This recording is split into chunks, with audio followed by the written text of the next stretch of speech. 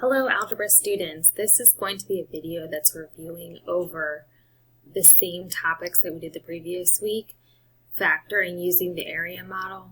So we're still looking for the two factors that multiply. I'm just going to review the lesson with you and show you a couple of special cases as well.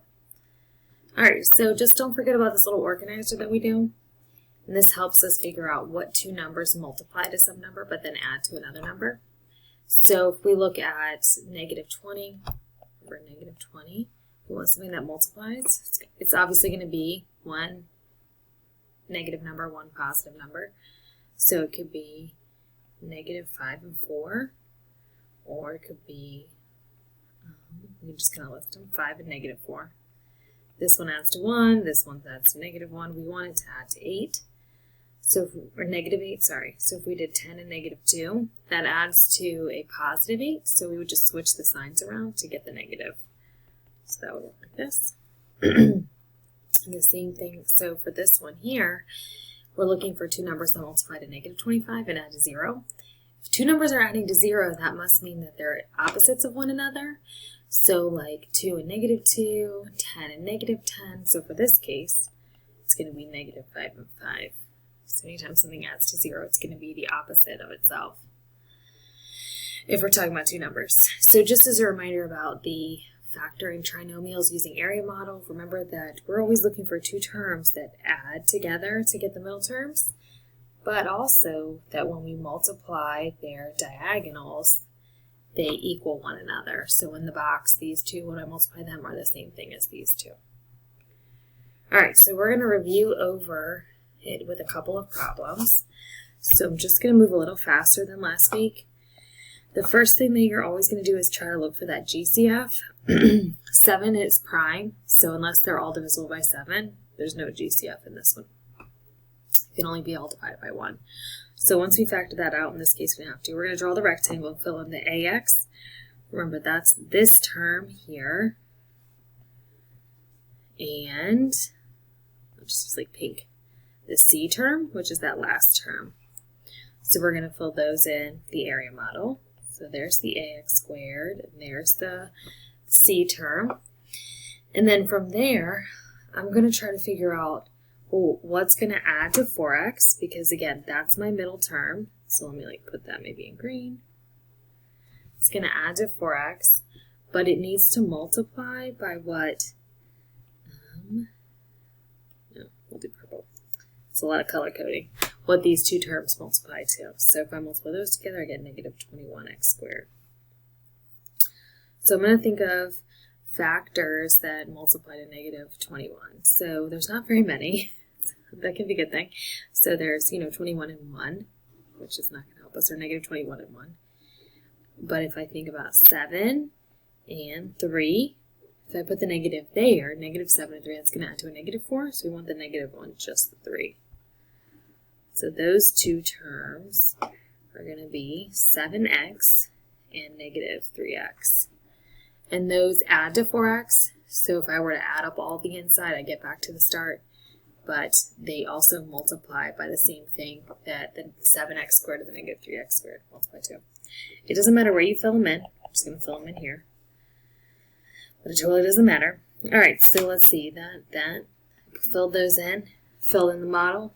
All right, so now I'm going to pull up the GCF. So I'm going to look, I'll just do these in red. These two terms, we can divide both of those by. The only thing that both of those have in common is an x. Then I'm going to look at the second part. So I'm going to look at, I'll just highlight it actually. I'm going to look at these two terms. What can I divide both of those by? They're both just numbers. I mean, there's nothing you can divide them by the no GCF, so just put a 1. And then we fill in the sides to make the area model work. So what times x gives you 7x squared?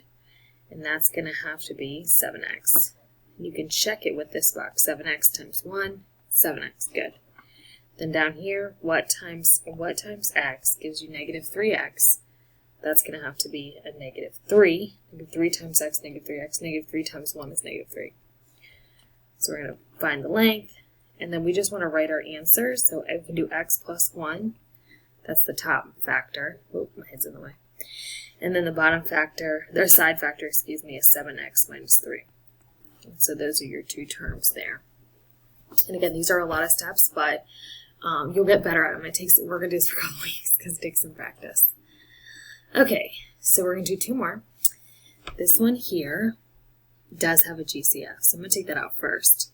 So all of these numbers, 6, 15, and 9, are all divisible by 3. So I'm going to take the 3 out, and the 3 is just going to go down in the bottom of our answer.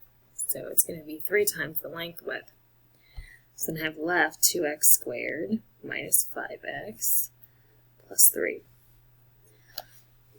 And this is what's going to go, we're going to use to put in the area model. So like, let me move my head out of the way. There we go. So for this one here, I'm going to put the 2x squared and then the 3, getting from the ax squared and the 3 in the c term. Then I'm going to say, what can I multiply? When I look at those two numbers there, they multiply to 6x squared. I multiply the corners. And they have to add to the middle term. The middle term, or that bx term, is negative 5x. So I always look at factors of 6. So 3 and 2, right? But we're trying to get to a negative 5. So we know a negative times a negative is a positive. So negative 3 and negative 2. And I can go ahead again, I can fill them in either one. You can do a quick check. If I multiply this together, it should be the same as this. And if I add negative 3x and negative 2x together, I get negative 5x, which is what we want. All right, so now we're going to go ahead and pull up the GCF. So looking here, I can pull it up. Both of those numbers are divisible by 2, or terms, and they both also have an x in common. So that's what can go up at the top. If I look here, both of those numbers are divisible by 3. So put a 3 here. And then over here, something interesting is going to happen. So if I put something times 2x is 2x squared, so that's x. That works out very nice. But then you'll notice when I do, just highlight it here, this times this, I do not get that middle term there. So now you're thinking, okay, so what? That means that I have to make it, I can't change the inside of the area model. It has to stay the same. That's what makes it work.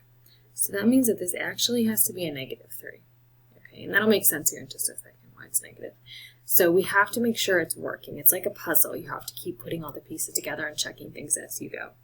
All right, now let's go down to the bottom. So something times 2x is negative 2x. Do negative 1 times negative 3, I'm going to get a positive 3. So not all checks, so negative 1 times 2x, it all works out. So there's your final results there, so it'd be 2x minus 3. And this actually tends to happen when we have a positive in the bottom right, but we have negative bx terms. So when those two bx terms, we end up doing double negatives, and it'll make that bottom right box positive. So 2x minus 3, and then x minus 1. Cool.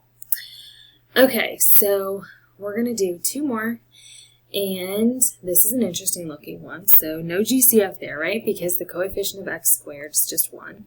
So I put an x squared and minus 16. So we're going to multiply. If I multiply both of those together, I get negative 16x squared. But there is no middle term. So what would the middle term be? Probably 0. So that's what we're going to put. So it's going to be 0. If there's no middle term, that just means there's 0 x's. So 0x is what we're looking to add to. If it adds to 0, then you have two numbers and they add to 0. They just have to be opposites of one another. Usually in this circumstance, as long as you can factor it, we're going to be looking at perfect squares, negative versions of perfect squares. So 25, 16, 36, 49, etc. So for this one, it's going to be negative 4x and 4x. And again, you can fill those in either way. It doesn't matter. And now if I multiply, do a quick multiplication check. If I multiply these together, that's negative 16x squared. If I multiply those together, it's negative 16x squared. And then, of course, if I add these two terms together, I get 0. So from there, I can go ahead and pull up the GCF. So the first column, it's just x squared and 4x. In the second column, negative 4x and negative 16 would be negative 4. And then x times x is x squared, x times negative 4 is negative 4x. And then down here on the bottom left, it's going to be a positive 4. So 4 times x, 4x, 4 times negative 4, negative 16. So it's going to be x plus 4. And again, you can write this either way because of that commutative property. It doesn't matter which way you write it. Alrighty, the last one that we're going to do is this one. Again, there's no GCF here. Always look for that first. But because our coefficient on that x squared is 1, I know there's none. I'm filling it in. So I'm looking for two things that multiply to 5x squared and add to a negative 1x. That's a negative 1x, negative x. So you're like this. 5. What are the factors of 5? Just 5 and 1. Or negative 5 and negative 1. Neither one of those pairs adds to negative 1. So sometimes when you're trying to factor, we actually go back to a word that you used a long time ago in your elementary school. These are prime polynomials.